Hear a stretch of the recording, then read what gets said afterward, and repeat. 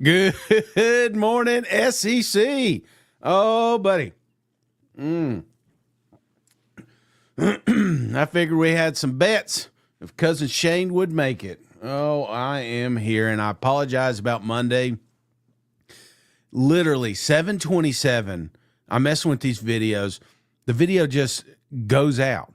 I thought maybe it's a computer problem, whatever. Next thing I know, it's the internet. I'm checking this out. And I always feel like when shit like that happens, you ever seen The Truman Show? And I don't necessarily love the movie, but there's parts of that movie that make you wonder if you're part of that show. You know, when something cuts out 3 minutes before you go live, it's like, what are the odds? Cousins are piling in. I appreciate everybody. Look here. We got Tim out here. Good morning. Hotty toddy, Texas. Texas is up. Oh, boy, they're showing up. Georgia in the house. Come on, cuz. Damn Cracker Barrel internet. Yep. Oh, man. Hey, Cousin JR up in the house. Appreciate you, cuz. Gifting a podcast. JR sends Darren Travel Vlogs. Darren, welcome to the family. Courtesy of legend JR. JR has done it again. All right, I'm not going to do that. Good morning, cousins. Yes, all right, everybody piling in. Everybody can see me. Everybody can hear me. Perfect. Got a big show. Got a big show to get to. We're gonna talk about a couple of things. One in particular is Netflix has just released a SEC football documentary style, and it's very similar to if you recall kind of like Last Chance U blends with old school Hard Knocks. Fantastic, absolutely fantastic. But before we get into that, I want to remind the cousins that we are brought to you by MyBookie. That's right, promo code right now is SEC. If you guys log on, use that promo code, you will get 100% deposit match. That means every dime you put into it, you will get that dime entered into a account that you can now play with. And I'm telling you, that's the best part, is playing with house money. So I appreciate the folks, the cousins over there at MyBookie, and I appreciate those that have already set up their accounts. You know who else I appreciate? The legend, Tennessee Legend Distillery, official whiskey of that SEC podcast. These guys are fantastic. Got a lot of locations. If you're in Nashville, if you're in the Smoky Mountains, the first stop or last stop you need to make is at Tennessee Legend Distillery. These guys not only know how to make wonderful bourbon whiskey, but they got moonshines, liqueurs, everything that you would need. The experience alone is worth it. Go in there, tell them the cousin sent you. You're going to get additional discounts and also a free gift. Not going to tell you what that is. You're going to have to find out. And if you're saying, hey man, I'm all the way out here in Texas, or I'm down here in Florida, and I don't have the opportunity or the means to get to Tennessee and test these guys, well, I'm telling you right now, go down to your local package store and tell them, you know what you need in here? A little Tennessee Legend Distillery. And if you get it in your package store, be sure to take a picture and send it to us, and we will share it online. All right, guys, speaking online, let's get to it.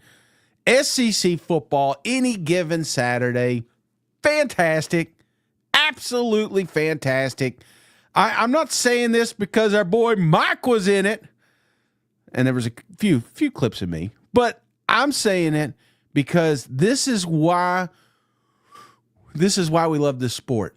Okay, obviously the storyline, some of them I forgot. I mean, I really didn't. I kind of slipped on the Lagway, controversy at the beginning of the season. You forget about that. When you're week 12 and you get into the college football playoffs, you forget some of those early storylines. I thought they kind of missed a little bit on the LSU South Carolina game. I don't know how the controversy did get into that one. This was an unfiltered documentary, and they showed that later in the season when Beamer was on record plenty times talking about the committee and lack of I guess you would say, I mean, we were all there. We saw it. We got to see a team that went that caught fire at the end of the year, got left out of the college football playoffs, but yeah, I thought that was really good. Now, the teams, there was a couple teams. So the Florida Gators, LSU Tigers, Tennessee, South Carolina, A&M, Arkansas, Auburn, Kentucky, Mississippi State, and Vanderbilt did make a debut in here.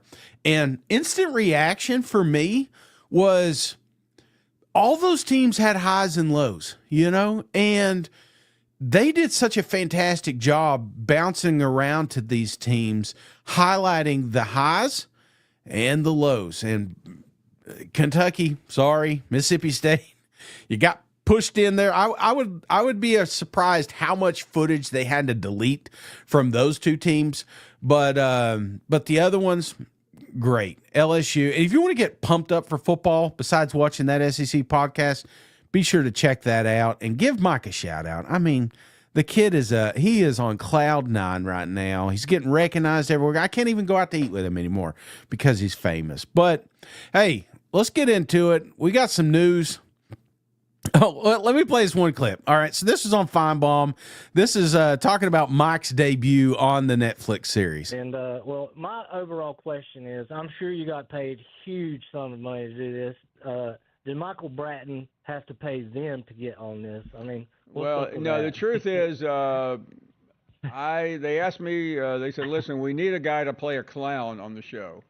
And okay. It came down to two people, and I suggested Bratton. Yeah, Mike did throw out the 8-4, Texas 8-4 Aggies. So, but he did call for you guys in the playoffs. So, last year. This is a new season. Getting into a new season. There's one game that Mizzou fans have got circled, and that's that little border town called Kansas going to be coming in. And Mark Mangino, I don't know if you remember this fat bastard, but he used to coach at Kansas. You'll recognize him as soon as you see his face.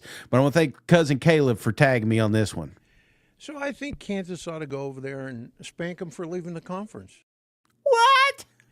So I think Kansas ought to go over there and spank them for leaving the conference. Oh, shots fired.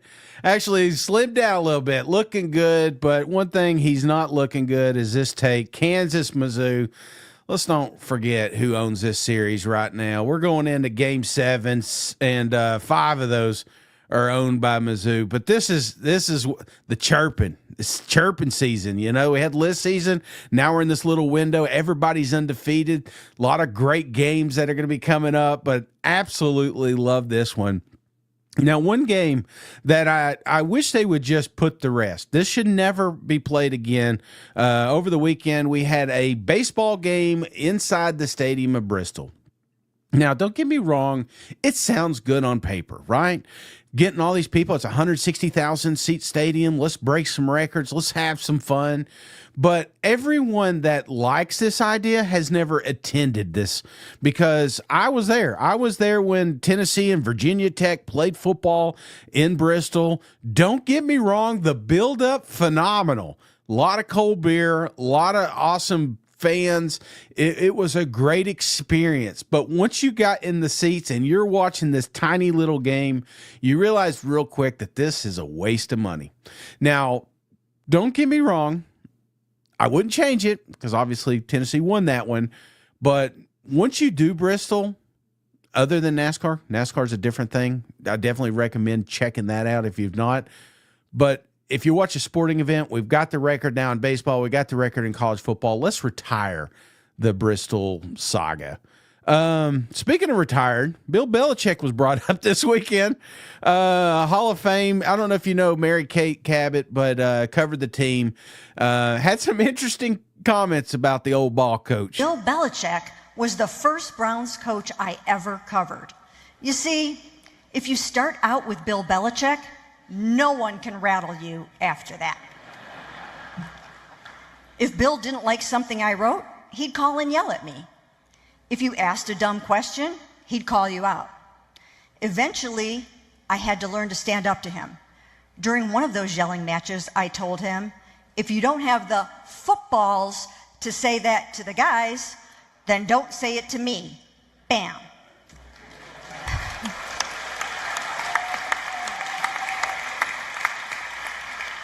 But now, I totally understand why Bill gave me such a hard time. I was 28 at the time, and he just couldn't relate to a woman that old.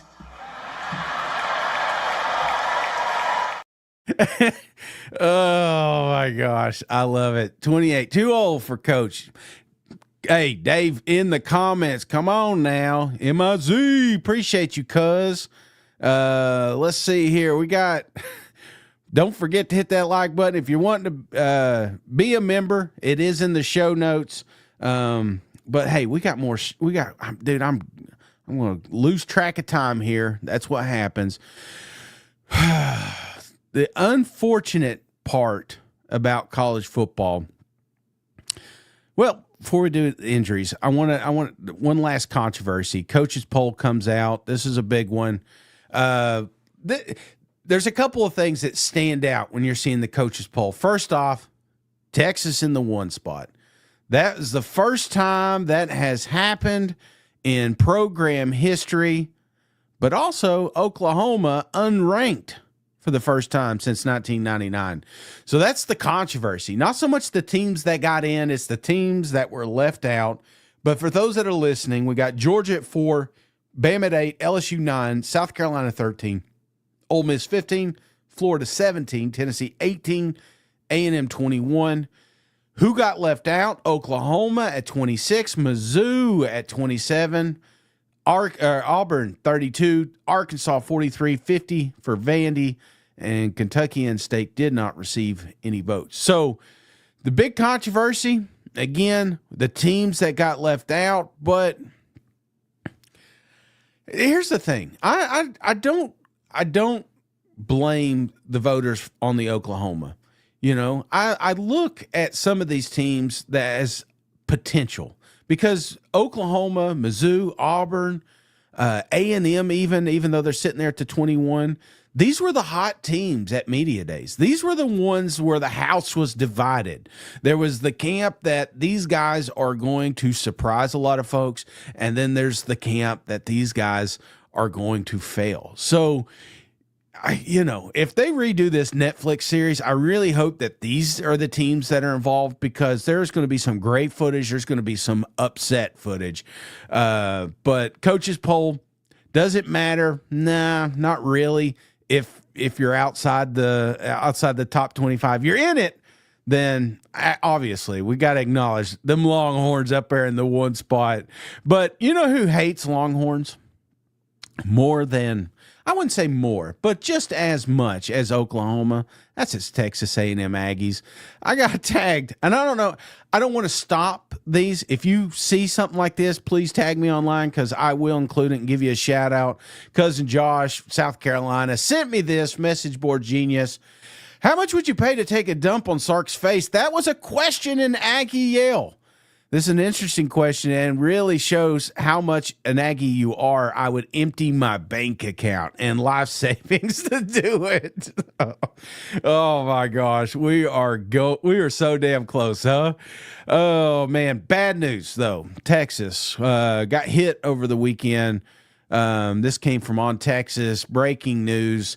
Texas offensive line Andre Kojo out for the season with a knee injury. And that's kind of the theme.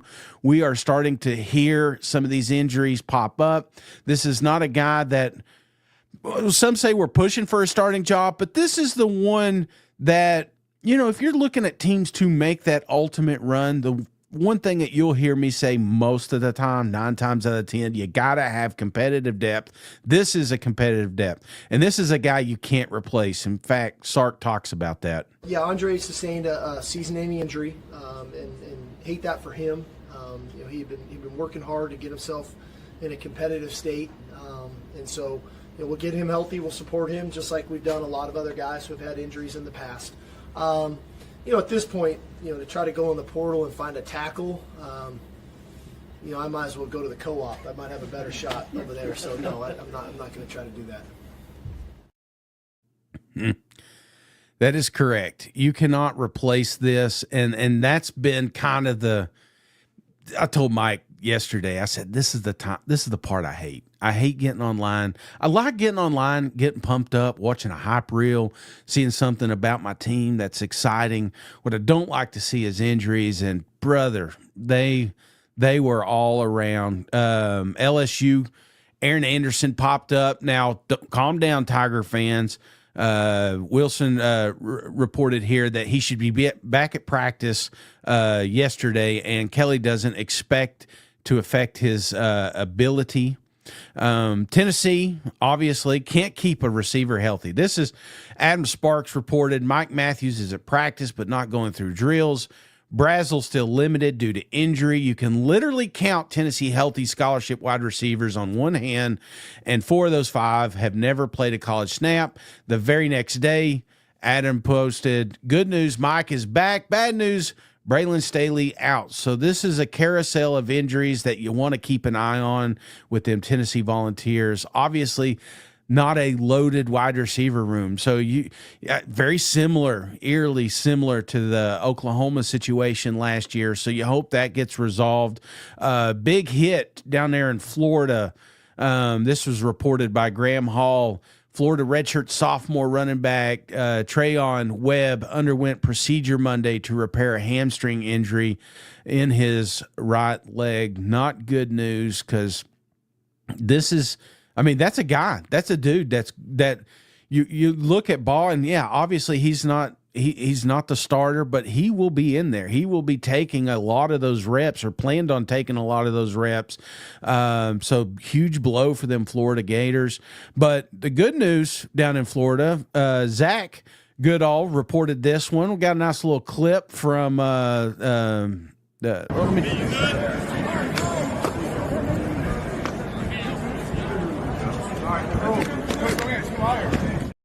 Ooh, DJ back. That doesn't look like a soft toss. That looked like a 6 right there. So it's good to see DJ. One last note on injury. Alabama coach talked about Brooks, another wide receiver. Seems to be going around these receivers, but it did look promising. Noticed last year Brooks with the boot yesterday, and then didn't see him today. Just what's going on with him health-wise? Yeah, it won't be anything long-term or anything like that. So just be a little bit of recovery here. I don't know if it's day-to-day, but it's not going to be something that's extended. Appreciate you, cuz. Doing well. I'm afraid I was going to mess. In fact, I've messed this up a couple times already, but I appreciate the shout out. All right, enough bad news, right? Let's get the bad news out of here. Let's talk about good news. What gets us pumped up? Wide receivers catching passes from our quarterback, running backs making moves, the videos, the hype reels. Mike sent me this yesterday. College football fans watching practice clip of their quarterback throwing to a receiver with no defense on them. We absolutely love hype reels, and there were some great ones. In fact, here's a couple of my favorite.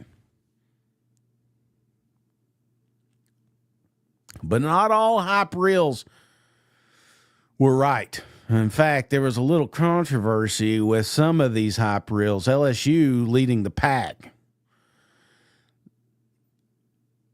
opened up the hype reel with it wasn't a scissor lift, but we all know Brian Kelly's history, and we know exactly why this is here. Quickly deleted it. Can't believe they showed it. Didn't make sense. Wasn't the only clip. I think the biggest controversy came from my boys here in Knoxville. This was an interception by Hood, but Tennessee fans didn't really care about who intercepted it. They wanted to know who threw it, and there's going to be something you'll notice here.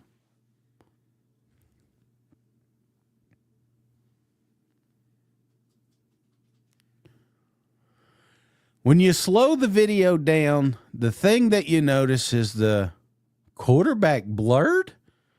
Huge controversy. Blurgate has opened up.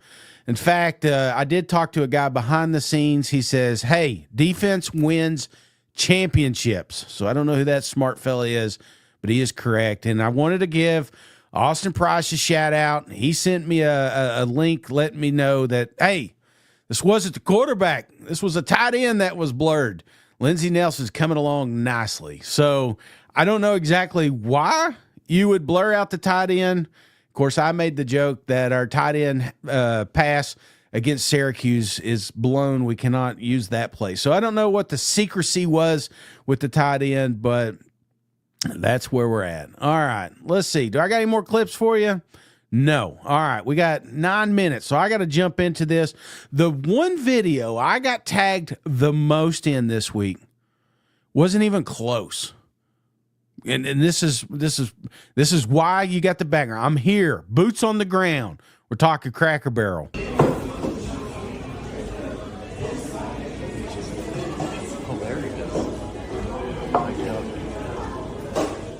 So Pig Truther, I appreciate you tagging me. He was the first one, but I got a million tags on this. This is the new Cracker Barrel. This is you probably thought you were at Pier 1 for a second. No, this is apparently a redone, revamped Cracker Barrel. I was not notified. Corporate didn't reach out to me, even though they should have. I don't know what we're doing here. Honestly, it's about the menu, which I'm about to get into, but this...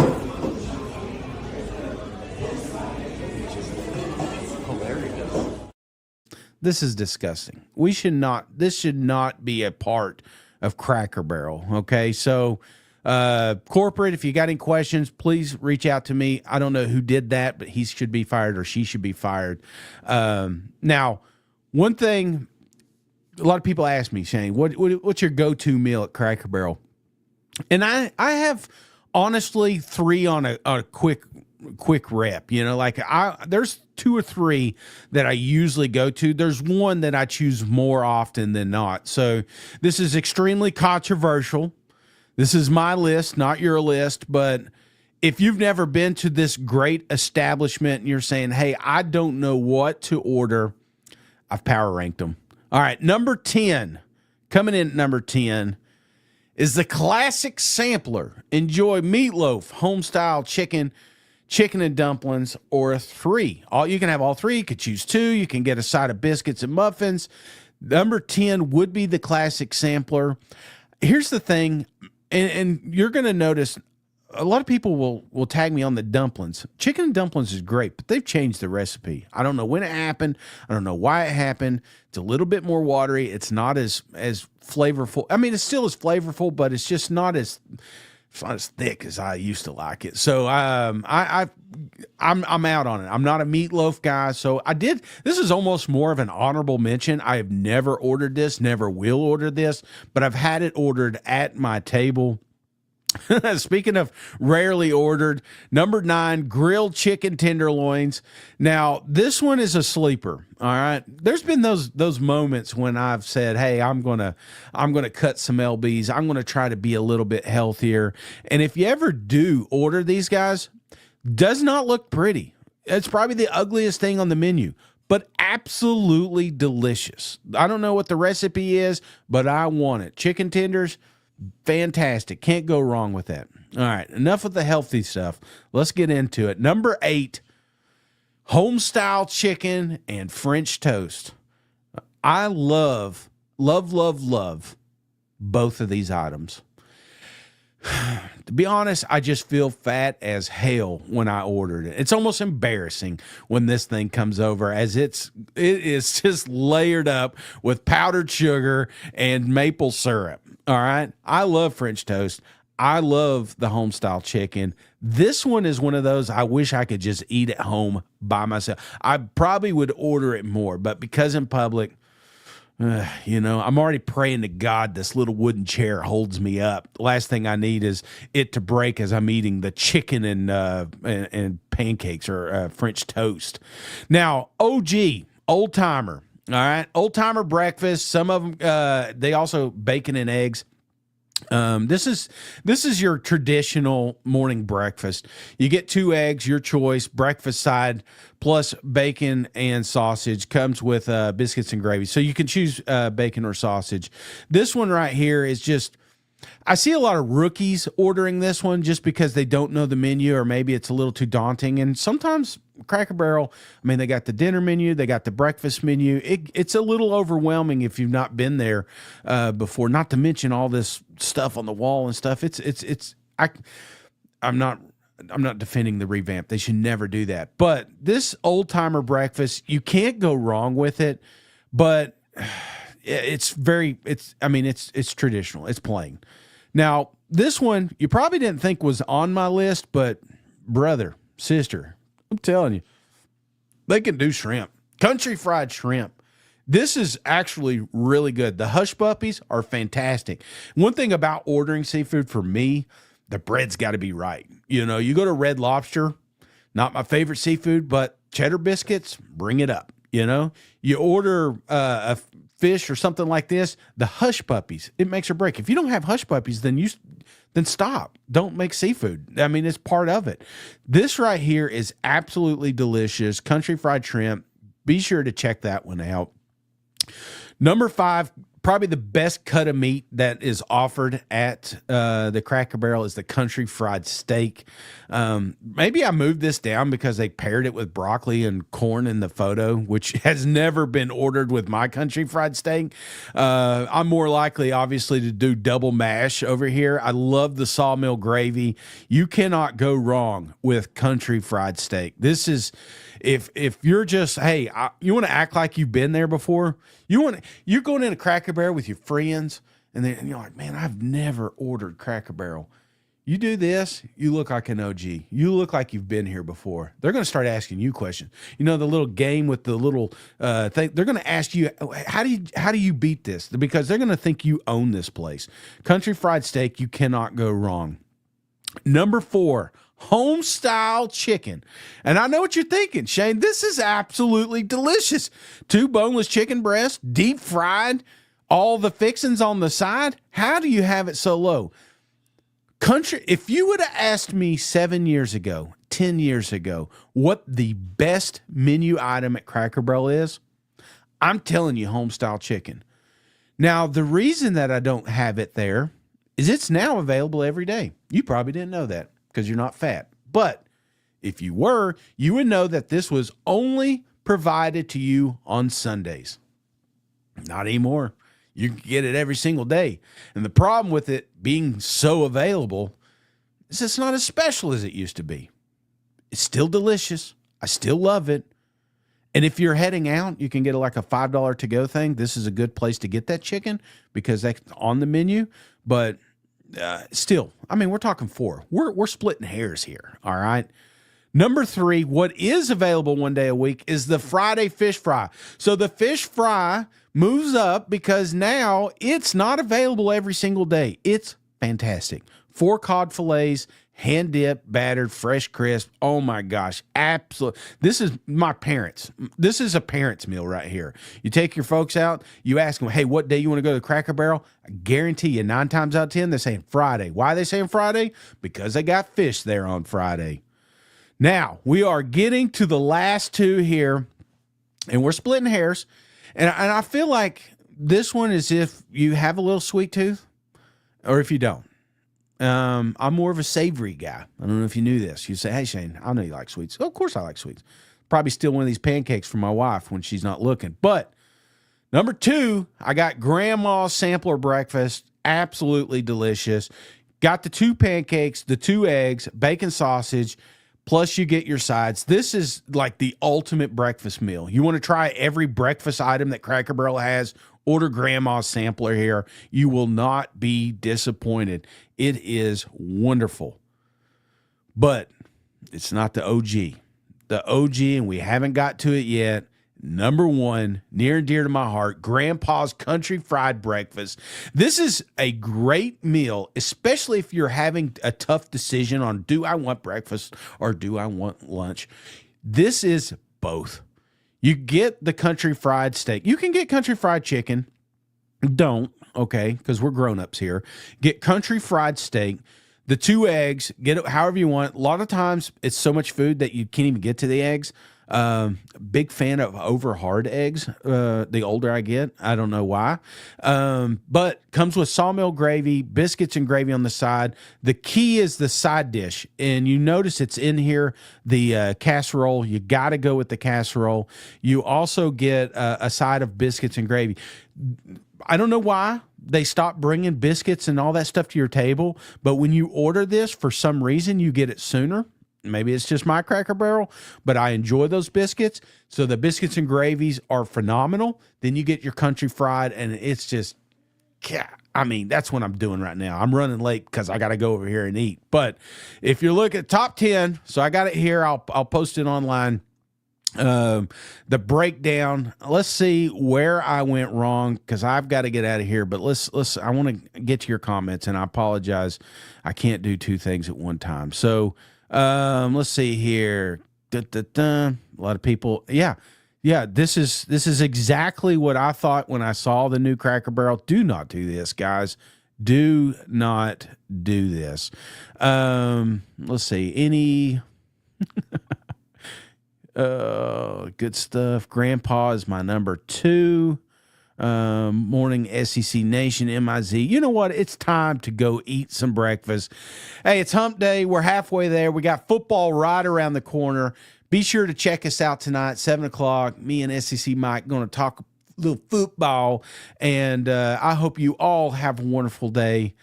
All right, cousins, I'm out of here. Go bye. Hey, buddy, this beer's for you, Mike, and Cousin Shane. That SEC podcast loves the Pirate, and the Pirate loves that SEC podcast. Hail State.